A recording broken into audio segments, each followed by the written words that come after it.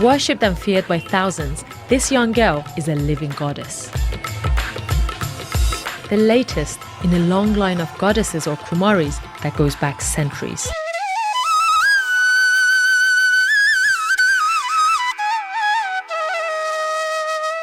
ተመርጣ ቤተ መቅደሳቸው ውስጥ ካስገቧት በኋላ ህዝቡ አምላካችን እያለ ይሰግድላታል። ለፈጣሪ የሚገባ ክብር ሁሉ ለዚች ብላቴና ይሰጣል።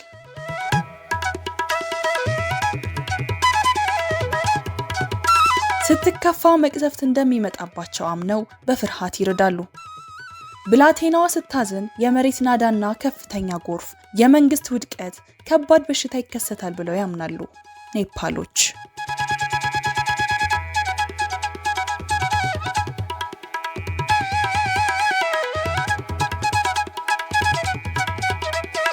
እንደ ወደር አልባው ኤቨረስት አይነቶች ረዣዥም ተራሮች መገኛ፣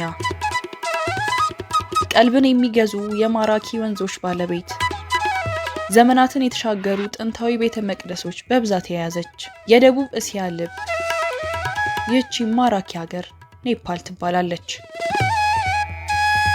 ኔፓል ማለት የሱፍ ቤት ማለት ነው በቲቤት ቋንቋ። ኔፓል በተፈጥሮ ውበቷ፣ በህዝቦቿ ደማቅ ባህል፣ ዘመናትን በተሻገሩ ታሪኮቿ፣ ለየት ባለው ሃይማኖታዊ ስርዓት የዓለምን ቀልብ ስባለች። በተለይ በሃይማኖት ስርዓቶቿ ወጣ ያሉ ድርጊቶችን ታደርጋለች። ውድ ቤተሰቦቻችን ዛሬ ወደ ተወዳጇና አነጋጋሪዋ ኔፓል ልንወስዳችሁ ነው። በጉዟችን እንደምትደሰቱ በማመን ቻናላችንን ላይክ በማድረግ እንድትጀምሩ፣ አዲስ ከሆናችሁ ደግሞ ሰብስክራይብ አድርጋችሁ የደውል ምልክቷን በማብራት ያለምንም ክፍያ ቤተሰባችንን እንድትቀላቀሉ እየጋበዝን አዳዲስ ቪዲዮዎች እንደማያመልጧችሁ በመተማመን ጉዟችንን እንቀጥል።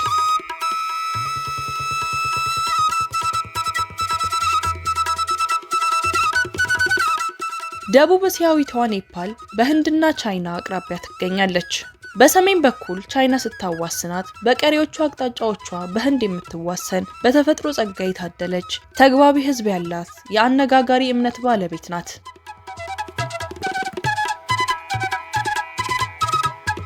ጥንታዊ መንግስታትና ጀግኖች ለዘመናት ኔፓልን ሲያስተዳድሩ ኖረዋል። ሊቻቪስና ማላስ ቀዳሚዎቹ ናቸው። የማላ ስርወ መንግስት ካትማንዱ፣ ፓታንና ፓክታፑር የተባሉ ከተሞችን ያካተተ ኃያል መንግስትን ገንብቷል። ከተሞቹ በድንቅ የጥበብ ስራዎቻቸውና በህንፃዎቻቸው የታወቁ ናቸው።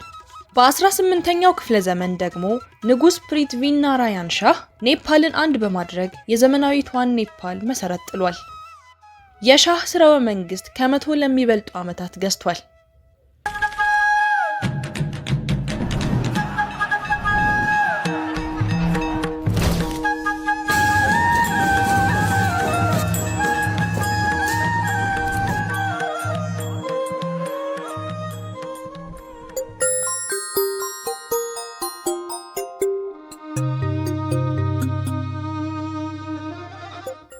ከረዣዥም የፖለቲካ ትግል በኋላ ኔፓል ወደ ዲሞክራሲያዊ ሪፐብሊክ ተሸጋገረች። የኔፓል ኢኮኖሚ በዋነኝነት የተመሰረተው በግብርና ላይ ነው። አብዛኛው ህዝብ ሩዝ፣ በቆሎና ስንዴ በማምረት ይተዳደራል። ነገር ግን የቱሪዝም ዘርፍ የሀገሪቱ ዋነኛ የገቢ ምንጭ እየሆነ መጥቷል። የዓለማችን ከፍተኛ ተራራ የሆነው ኤቨረስት እና ሌሎች የሂማሊያ ጫፎች ከዓለም ዙሪያ በሚሊዮኖች የሚቆጠሩ ሰዎችን ይስባሉ። የእግር ጉዞ ወይም ሃይኪንግ የቱሪዝም ኢንዱስትሪ ዋና አካል ናቸው። የኔፓል የህዝብ ብዛት ወደ 30 ሚሊዮን የሚጠጋ ነው። ህዝቡ በርካታ ጎሳዎችና ቋንቋዎች አሉት። ይህ ደግሞ ለሀገሪቱ ልዩ ውበት ሆኗታል። ከታወቁት ጎሳዎች መካከል ኔዋር፣ ጉሩንግ፣ ታማንግና ሼርፓ ይገኙበታል። እያንዳንዱ ጎሳ የራሱ ልዩ ልምዶችና ባህሎች አሉት።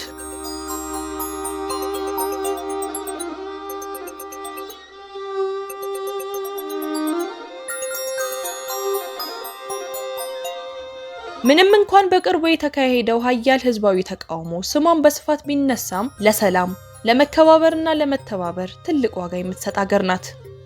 ሙዚቃዎቿም ከፍተኛ ተወዳጅነትን ያተረፉ ናቸው።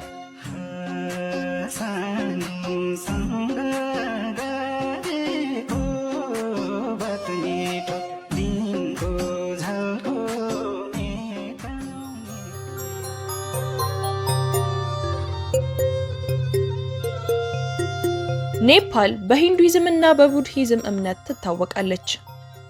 ከ80 በመቶ በላይ የሚሆነው ህዝብ ሂንዱ ነው። ከ9 በመቶ በላይ የሚሆነው ህዝብ ደግሞ የቡድሂዝም ተከታይ ነው። የቡድሂዝም መስራች የሆነው ልዑል ሲድሃርታ ጋውታማ ወይም ቡድሃ የተወለደው በደቡባዊ ኔፓል ሉምቢኒ ውስጥ እንደሆነ ይታመናል። የቡድሂዝም መስራች ሲድሃርታ ጋውታማ ቡድሃ በመባል ይታወቃል። ቡድሃ ማለት የበራለት ወይም የነቃ የሚል የአማርኛ ትርጉም አለው። ቡድሂዝም አንድ አምላክን አያመልክም። ይልቁንም የቡድሂዝም ፍልስፍና የህይወትን እውነታና ከስቃይ መውጣት የሚቻልበት መንገድ ላይ ትኩረት የሚያደርግ ነው። ይህ እምነት በዋናነት በአራቱ የላቁ እውነቶች ላይ የተመሰረተ ነው። የመጀመሪያው እውነት የሰው ልጅ ህይወት ሁሉ ስቃይ ወይም ዱክሃ የተሞላ ነው። ሁለተኛው እውነት የስቃይ መንስኤ ምኞትና ፍላጎት ነው። ሶስተኛው እውነት ምኞትንና ፍላጎትን በማስወገድ ከስቃይ መላቀቅ ይቻላል። አራተኛው እውነት ምኞትንና ፍላጎትን ለማስወገድና ከስቃይ ለመላቀቅ 8ቱን የላቁ መንገዶችን መከተል ያስፈልጋል የሚሉ ናቸው። እንደ ቡድሃ ሐሳቤ 8ቱ የላቁ መንገዶች ትክክለኛ ግንዛቤ፣ ትክክለኛ ሐሳብ፣ ትክክለኛ ንግግር፣ ትክክለኛ ተግባር፣ ትክክለኛ ህይወት፣ ትክክለኛ ጥረት፣ ትክክለኛ ንቃትና ትክክለኛ ትኩረት ናቸው። የቡድሂዝም ተከታዮች ይህን መንገድ በመከተል ኒርቫና ወደሚባለው ከፍተኛ የነጻነት ደረጃ መድረስ እንደሚችሉ ያምናሉ። ኒርቫና ከስቃይ ከምኞትና ከድጋሚ የመወለድ ዑደት ነፃ መሆን እንደማለት ነው።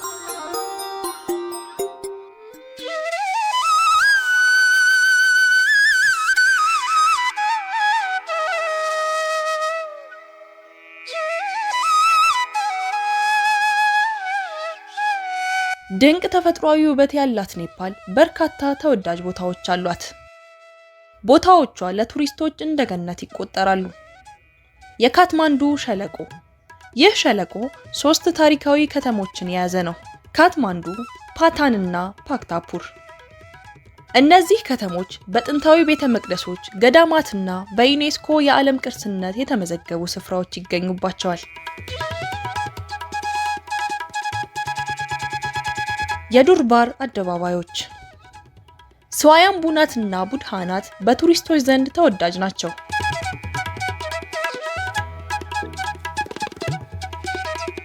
ፖካራ።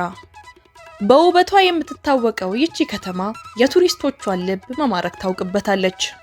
ከተማዋ በፊዋ ሐይቅና በሂማሊያ ተራሮች የተከበበች ናት።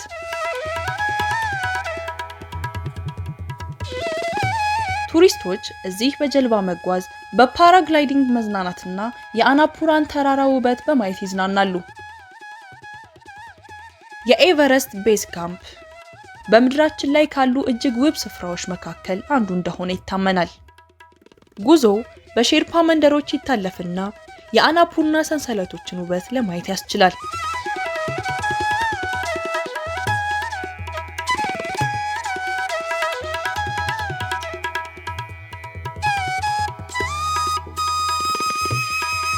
ቺትዋን ብሔራዊ ፓርክ ከደጋማ ቦታዎችና ተራሮች በተጨማሪ ኔፓል ጥቅጥቅ ያለ ጫካ አላት። ቺትዋን ብሔራዊ ፓርክ ብርቅዬ የዱር እንስሳት መገኛ ሲሆን ከነዚህም ውስጥ ቀንደኛ አውራሪስና የቤንጋል ነብር ይገኙበታል። ኔፓል በውበት ባህልና መንፈሳዊነት የተሞላች ሀገር ነች። ይህች ሀገር የጎብኚዎቿን እጅ ስማ ትቀበላለች። የማይረሳ ተሞክሮ የምትሰጥ አስገራሚ ሀገር ናት።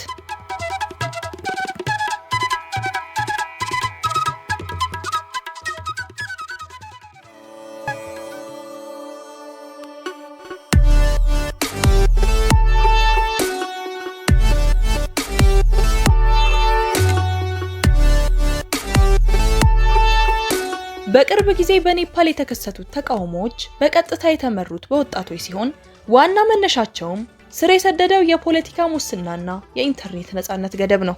እነዚህን ተቃውሞዎች በሌላ መልኩ ጌንዚ ተቃውሞዎች ወይም ኖ ማይኪንግ ተቃውሞዎች እየተባሉ ይጠራሉ።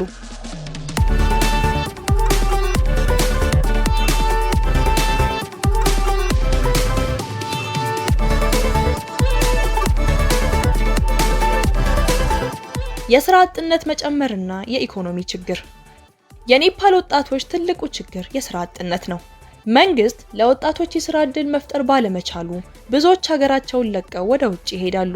ይህ ደግሞ በህዝቡ ውስጥ ከፍተኛ ቅሬታ ፈጥሯል። የፖለቲካ መሪዎች ቤተሰቦች ላይ የሚታየው ቅንጦትና ከሀገር ሀብት ጋር በተያያዘ የሙስና ወሬዎች የወጣቱን ትውልድ ቁጣ ቀስቅሰዋል።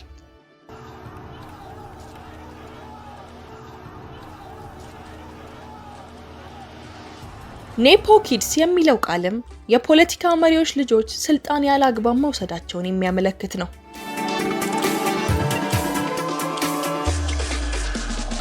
የኢንተርኔትና ማህበራዊ ሚዲያ ገደብ መንግስት የቲክቶክ መድረክን ማገዱና በመገናኛ ብዙሃን ላይ ቁጥጥር ለማድረግ መሞከሩ የቅርብ ጊዜው ተቃውሞ ማቀጣጠያ ነው። ወጣቶች ይህ ድርጊት የመናገርና የመግለጽ መብታቸውን እንደገደበ በመቁጠር ትልቅ ህዝባዊ አመጽ አስነስተዋል።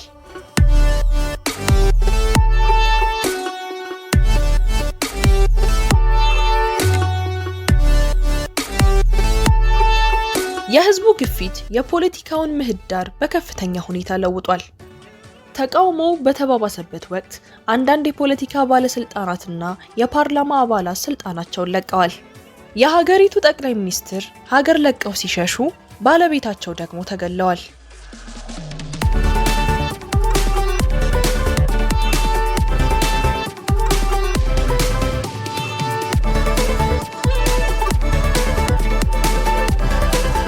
ይህ ተቃውሞ የመሪዎችን የፖለቲካ ውሳኔ የመቀየር አቅም እንዳለው አሳይቷል። ተቃውሞው በተለይም የወጣቱን ትውልድ የፖለቲካ ንቃት ከፍ እንዲል አድርጓል። ብዙ ወጣቶች በሀገራቸው ጉዳይ ላይ ንቁ ተሳትፎ እንዲኖራቸው አነሳስቷል። መንግስት በተቃውሞው ምክንያት ለተነሱ ጥያቄዎች ምላሽ ለመስጠት ተገዷል። የህዝብ አስተያየቶችንና ቅሬታዎችን በቁም ነገር ለመመልከት ቃል ገብቷል። ይህም የሀገር አስተዳደር ይበልጥ ግልጽና ተጠያቂ እንዲሆን ያደርጋል። ይህ የወጣቶቹ ተቃውሞ የወጣቱ ድምጽ ምን ያህል ኃይል እንዳለው ያሳየ ትልቅ ክስተት ነው።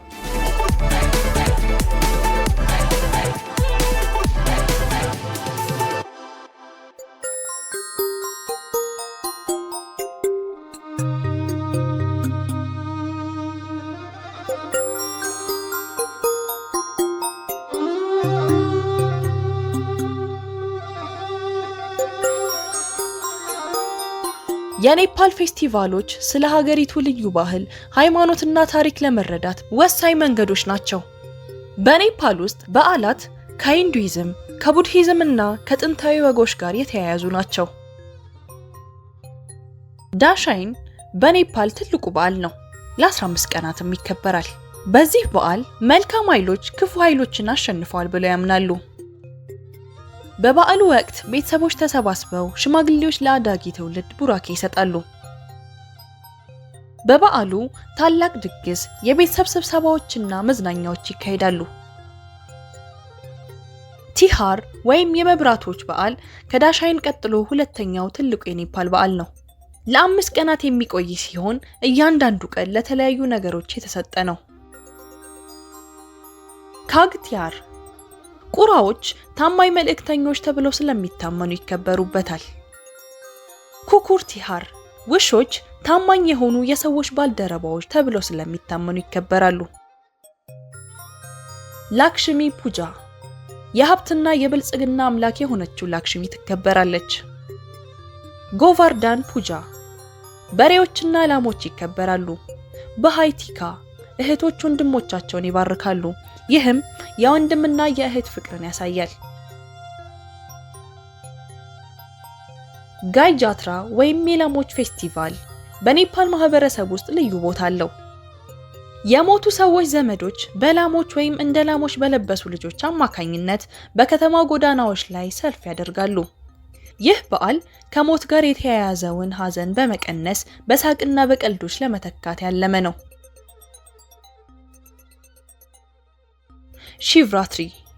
ሺቭራትሪ የሂንዱ አምላክ የሆነውን ሺቫን የሚያከብር በዓል ነው። በዚህ ቀን አማኞች አምላክ ሺቫን ለማስደሰት ጾም ይይዛሉ፣ ጸሎት ያደርጋሉ፣ እንዲሁም ቤተ መቅደሶችን ይጎበኛሉ። ይህ የፓሹፓቲናት ቤተ መቅደስ ነው። የፓሹፓቲናት ቤተ መቅደስ በሺዎች የሚቆጠሩ አማኞችን ይስባል። ኢንድራጃትራ በዝናብና በመልካም ምርት የሚወከል አምላካቸው ነው። በበዓል ወቅት አንድ ረዥም እንጨት በካትማንዱ ውስጥ ይቆማል። በዚህም የዝናብ አምላክ ለሆነው ኢንድራ ክብር ይሰጣሉ። ይህም የከተማው ንጉሳዊ ቤተሰብ አባላት በመካፈል የሚከበር ነው። የኔፓል ፌስቲቫሎች የህዝቡን ባህላዊ እሴቶችና ጠንካራ ማህበራዊ ትስስር ያሳያሉ።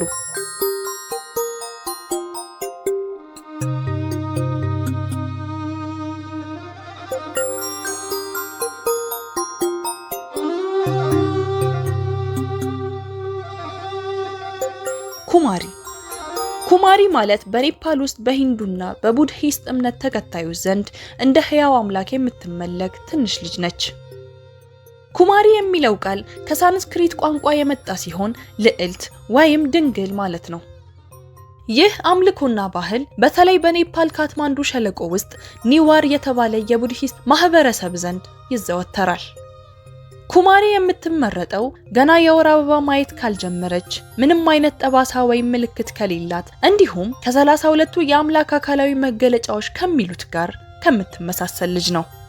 በልጅቷ ውስጥ ታሌጁ ወይም ዱርጋ የምትባል አምላክ እንደምትኖር ይታመናል።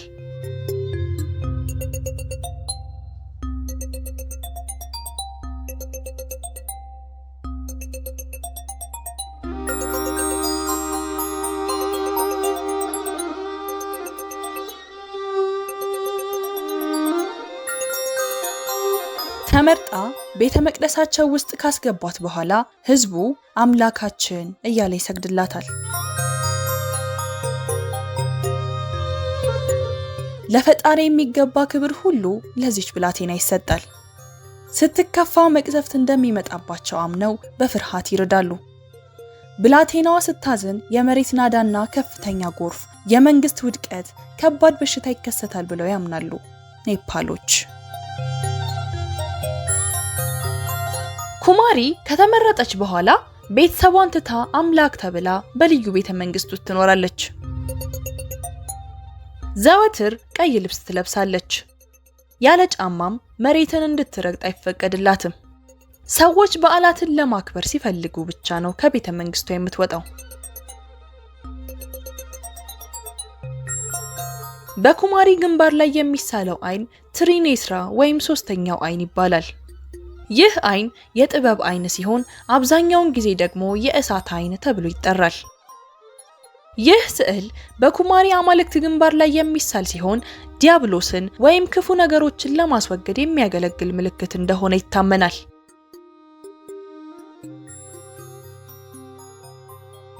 ኩማሪ አንዴ የወር አበባ ማየት ከጀመረች ወይም በሆነ ምክንያት ከፍተኛ ደም ከፈሰሳት በውስጧ ያለችው አምላክ አካሏን እንደምትለቅ ስለሚታመን አምላክ መሆኗ ያከትማል።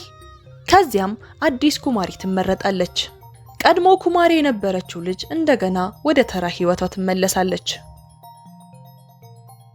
ይህ ባህል ልዩና ጥንታዊ በመሆኑ የብዙዎችን ትኩረት የሚስብ ሲሆን የሂንዱና የቡድሂስት እምነትን አንድ ላይ ያጣመረ ትልቅ ቅርስ ነው።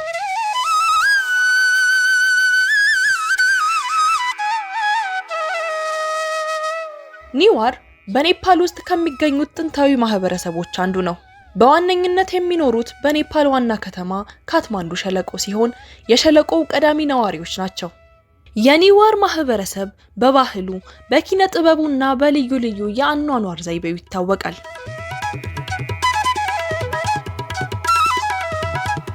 ማህበረሰቡ በሂንዱና በቡድሂስት እምነት ተከታዮች የተከፈለ ነው። ከሌሎች የኔፓል ቡድኖች በተለየ ሁለቱንም ሃይማኖቶች በአንድ ላይ የሚከተሉ በርካታ ቤተሰቦች አሉ። ለዚህም ጥሩ ምሳሌ የኩማሪ አምልኮ ነው።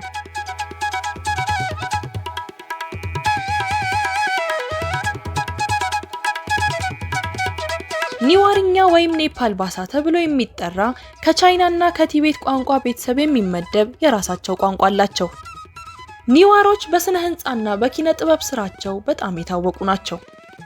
የካትማንዱ ሸለቆ ቤተመንግስቶች፣ ቤተመቅደሶችና የጥበብ ስራዎች አብዛኛው በኒዋር የእጅ ባለሙያዎች የተሰሩ ናቸው። በጥንቃቄ የተቀረጹ የእንጨት ቅርጻ ቅርጾች፣ ስዕሎችና የጡብ ስራዎች የኒዋርን ታላቅ ችሎታ ያንጸባርቃሉ።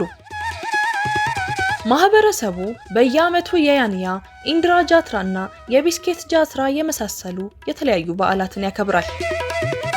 እነዚህ በዓላት በሙዚቃ፣ በዳንስና በባህላዊ ስርዓቶች የተሞሉ ናቸው። የኩማሪ ዋነኛ ሚና በኔፓል ውስጥ በሂንዱና በቡድሂስት እምነት ተከታዮች ዘንድ ሕያው አምላክ ሆና ማገልገል ነው። ኩማሪ በውስጧ የሂንዱ አምላክ የሆነችው ታልጁ ወይም ዱርጋ መንፈስ ያድራል ተብሎ ስለሚታመን የዚች አምላክ ሕያው መገለጫ ሆና ትታያለች። ሰዎች ከኩማሪ በረከትንና ጥበቃን ለማግኘት ይመጣሉ። በተለይ እንደ ኢንድራ ጃትራ ባሉ ታላላቅ በዓላት ላይ ትልቅ ሚና ትጫወታለች። በበዓላቱ ወቅት በልዩ ሰረገላ ላይ ተቀምጣ በከተማዋ ትዞራለች። ይህ ስርዓት ከተማዋንና ነዋሪዎቿን ከመጥፎ ነገር እንደሚጠብቅ ይታመናል። ኩማሪ የምትኖረው በልዩ ቤተ መንግስት ውስጥ ነው። ሰዎችም ከእርሷ በረከትን ለማግኘት ቤተ መንግስቷን ይጎበኛሉ። ይህ ድርጊት የኔፓልን ጥንታዊ የባህልና የሃይማኖት ትውፊትን ያሳያል። ኔፓል በብዙ ነገር ተወዳጅና ማራኪ ናት። የዓለማችንን ከፍተኛ ተራራዎች የያዘችው ኔፓል የኤቨረስት ተራራን ጨምሮ በርካታ ተራራዎችን ይዛለች። ይህ ደግሞ ተራራ መውጣት ለሚወዱ ምቹ መዳረሻ ነው። በተጨማሪም ውብ ሸለቆዎች፣ ወንዞችና ሐይቆችም አሏት። የጥንት ስነ ህንጻዎቿ፣ በታሪካዊ አደባባዮች ላይ የሚገኙ ቤተ መንግስቶቿና ቤተ መቅደሶቿ ውበታቸውንና ጥንካሬያቸውን ጠብቀው ቆይተዋል።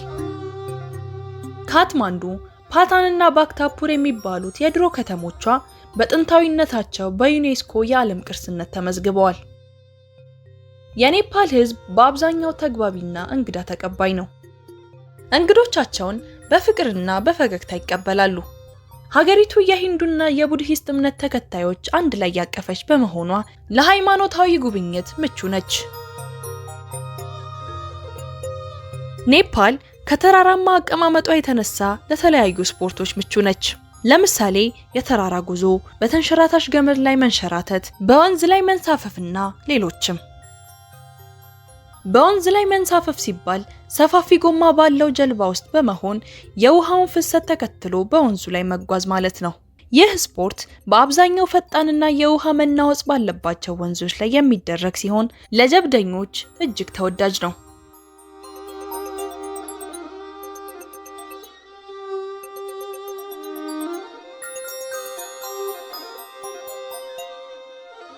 ይህ በዓለማችን ረጅሙ ኤቨረስት ተራራ ነው። የተራራው መገኛም ኔፓል ነች። ምንም እንኳን የተራራው ሰሜናዊው ክፍል በቻይና ድንበር የሚገኝ ቢሆንም ወደ ተራራው ለመውጣት ዋናውና ታሪካዊ መንገድ በኔፓል በኩል ነው።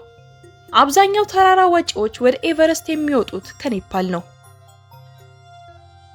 የጉዞ መስመር የሚጀምረው ካትማንዱ አቅራቢያ ከሚገኘው ሉክላ ከተማ ሲሆን ተራራው ስር ወዳለው ካምፕ ይደርሳል። ኤቨረስት ተራራ የኔፓል የቱሪዝም ዋና ማዕከል ነው። የኤቨረስት ተራራን ለመውጣት የሚሞክሩ ሰዎች ቁጥር በየዓመቱ ይለያያል። ግን አብዛኛውን ጊዜ በየዓመቱ ከ800 እስከ 1000 ሰዎች ለመውጣት ይሞክራሉ። ሆኖም ተራራውን የሚጎበኙ ሰዎች ቁጥር ከዚያ ከፍ ያለ ነው። ወደ ኤቨረስት ቤዝ ካምፕ የሚጓዙትን ጨምሮ በየዓመቱ በአማካኝ ከ35000 በላይ ጎብኚዎች ወደ ስፍራው ይተማሉ። አብዛኞቹ ተራራውን ባይወጡትም በአካባቢው ያሉትን ተፈጥሯዊ ገጽታዎች ለማየትና ለመዝናናት ይሄዳሉ።